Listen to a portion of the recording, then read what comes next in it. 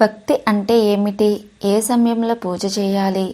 కొన్ని విషయాలు ఎలా మనం ఆచరించాలో ఈ వీడియోలో తెలుసుకుందాం. తెల్లవారుజామునే 4 నుండి 4:30 గంటలకి మేలుకొనాలి. మంచం నుండి నిద్ర మేలుకొని భూమిని తాకి 3 సార్లు శ్రీహరి శ్రీహరి శ్రీహరి అని చెప్పి నమస్కరించుకోవాలి.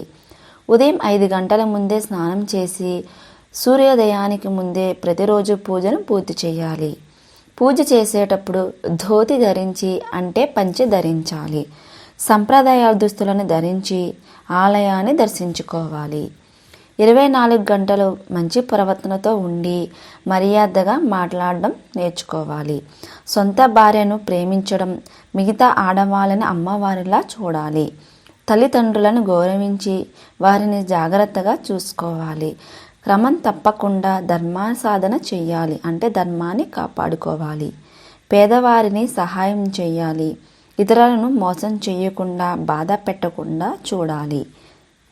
భోజనం చేసేటప్పుడు టీవీ చూడకుండా భోజనం చేయాలి.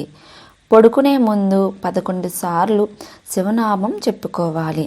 మన కష్టాలు ఏమైనా ఉన్నా దేవునిపై విశ్వాసం కలిగి ఉండాలి. ఇతరులకు బుద్ధి చెప్పేటప్పుడు మనకి ఉందో లేదో అనుసరించుకోవాలి.